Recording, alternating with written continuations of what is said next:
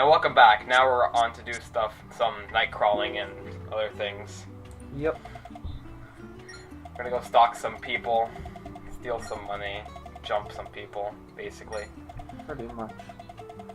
I like the music here, very calm, very laid back. I prefer it to the day hub music.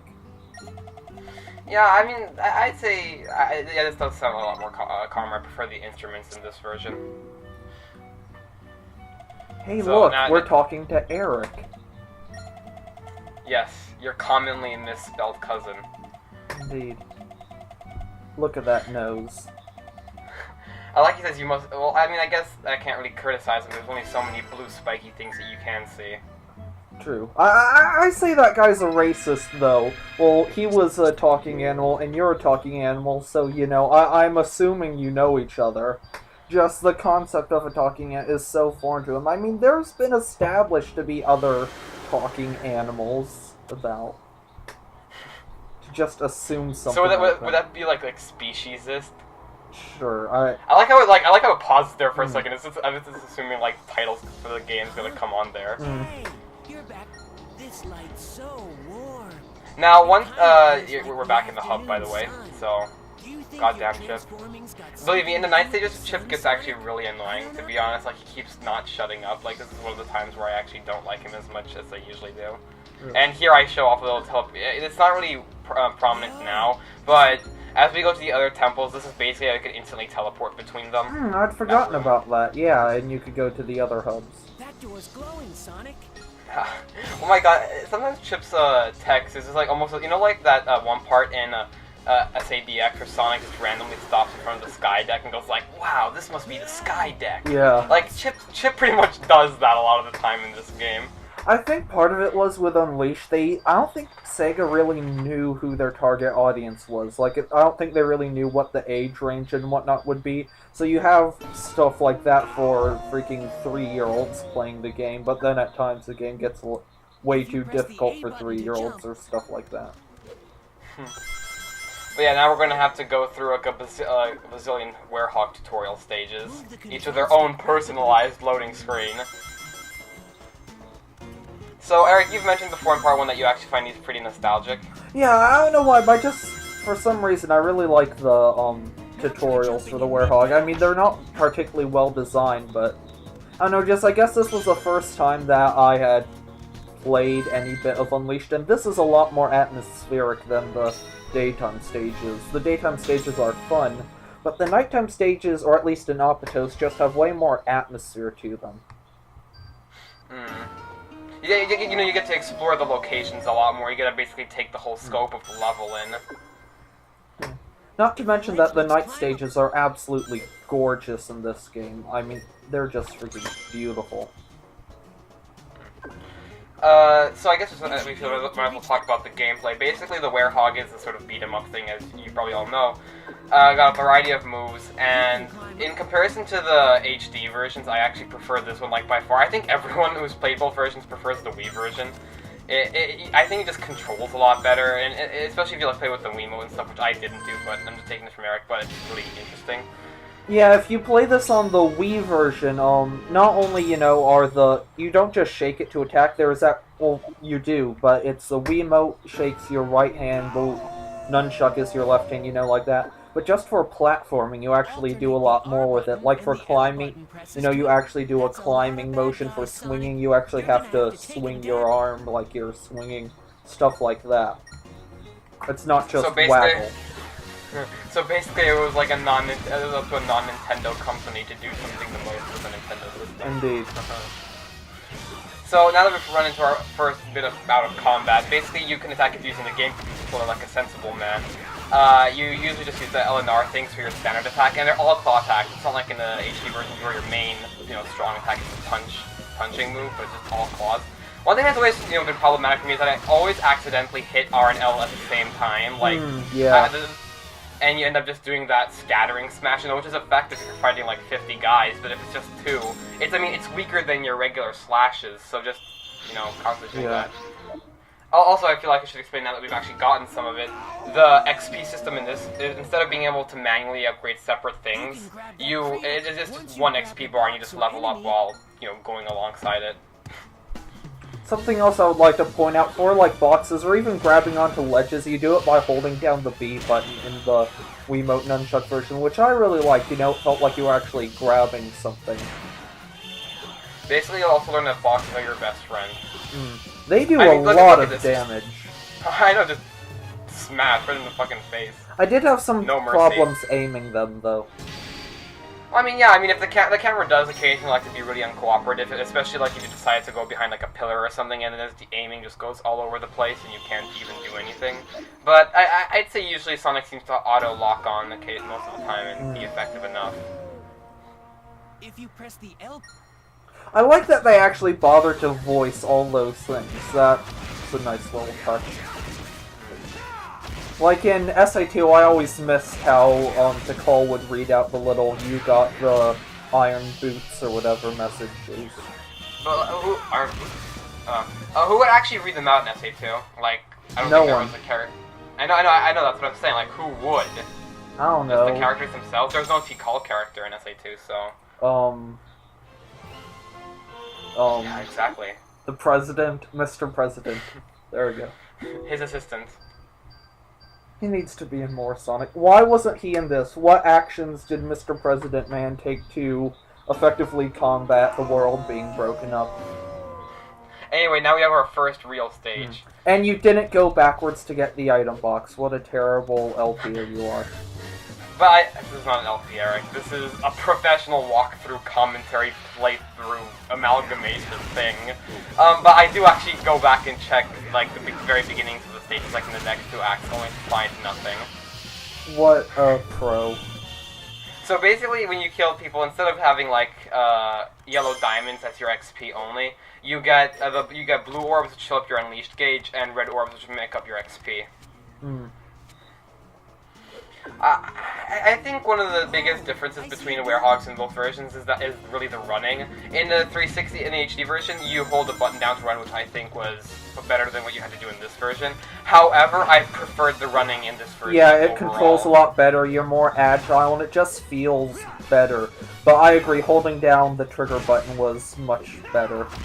Also, we are now introduced to the second biggest asshole of an enemy in the game. Look at this, it's like whack-a-mole. They are next to impossible to hit, do a ridiculous amount of damage for an enemy their size, and are evil. Look, you can just feel the teeming mad coming off of me while I was doing that battle. The worst one are the bees, which we get introduced to later. Right, but as I was talking about the running, I think one of the biggest things actually about the running in the two versions for me was the fact that in the 360 version, like this is just as a whole, as the Werehog as a whole, it feels like the Werehog has like absolutely Werehog has no momentum whatsoever in the HD versions to me. Whereas in this, he does have momentum. Maybe a bit too much. Like I feel like sometimes if you jump while running, you just get sent careening in that direction, not without much control. But at least you do have some momentum. You can somewhat gauge, unlike in the HD versions where everything feels really solid and stiff. I have to say though, in both versions of the game, if I could like go in and visit the actual city where he's visiting, it would be Apatow in both versions. But in the HD version, for me it was because of the daytime stages and just walking around, you know, the daytime hub just really made me want to go to that place. But for my money in the Wii version, these stages, the night stages, really made me want to come here. I mean, they just look so gorgeous and have such great atmosphere. Like, you see all these little outdoor cafes and whatnot in the moonlight.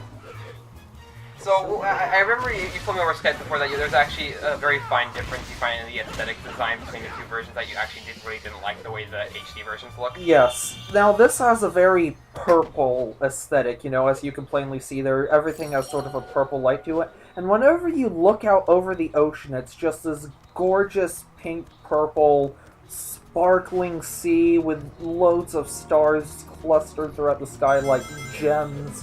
And just the moon, this full radiant moon, looks so beautiful in the sky. It just... yes. Look at that. Oh yes. So what about the Wii version? I mean the other HD version then? The other version was probably one of the ugliest nighttime stages in my opinion. It went for sort of this off blue color, which really didn't look that good. A lot of the textures were kind of off, and just the Hedgehog engine in general I don't think really was well utilized for that level. I actually even say that, I mean, I'd say in both versions, the lighting, it didn't really quite meet what I kind of wanted out of both of them. The blue felt like a very neon blue in the HD versions that I didn't like, and here I'm not sure. Look at that. It does look very nice. The purple looks better than the blue, but it's still kind of off to me. I kind of wish there was like a sort of actual dark lighting to everything. Like, it didn't have like this sort of coloration to it, but I kind of wish it was just sort of... You know what the blackness. visuals in this stage actually remind me of in a good way? It reminds me of the Sly Cooper series. Well, I've never played those, so But I would know. I don't know, just something about the way these streets are designed and whatnot, and all these little nooks and crannies and whatnot just make me really want to visit this place. Oh, here comes one of the most awesome parts of the stage. Look at that. Yes. Look at that. I haven't stopped to give everyone an amazing view.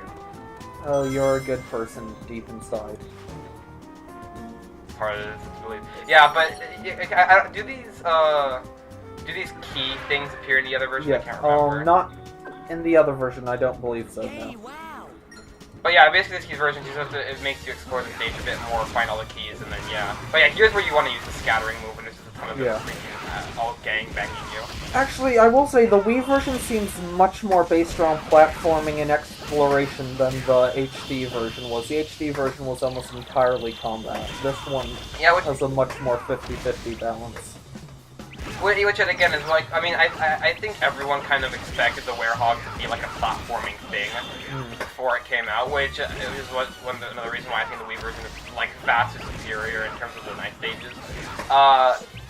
Because, you know, it's just so much more fun than, I mean, the beat-em-up's alright, but the beat-em-up feels much better in the Wii version, the platforms and the controls much better in the Wii version, it's overall much better in the Wii version. Yeah, I will say the reason I prefer this game to the HD version is the Werehog stages. Daytime stages I love both, but the Werehog stages are so much better in this version. Which kind of compensate for the fact that this version has, like, just a whole, like, I don't want to really call it bad, but this version does have, like, an absolute shit ton more. Like, I mean, this version really banks on the night stages. It does.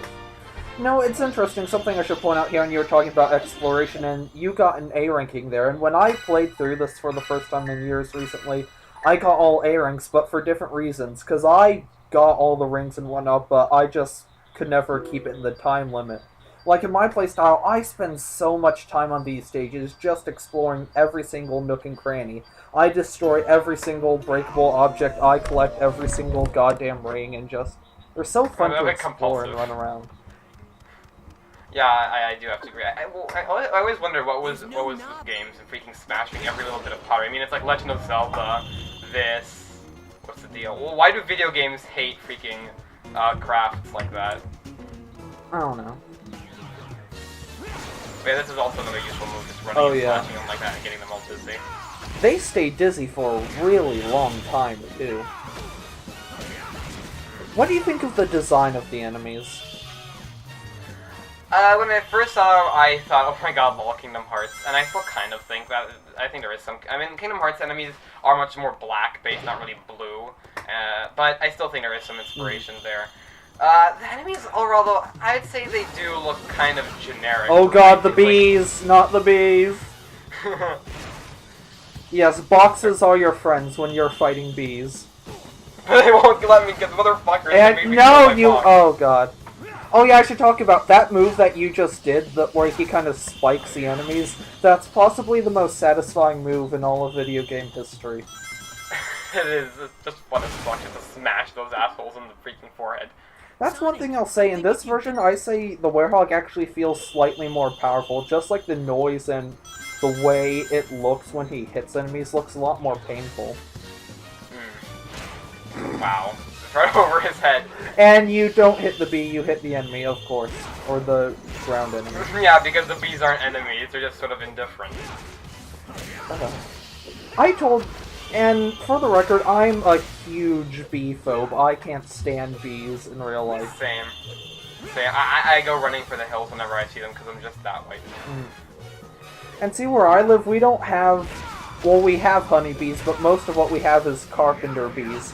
Which is like, they don't sting you, but they're fucking gigantic. And unlike other bees that buzz around, you know, go into flowers, they will pick a random spot. Normally, you can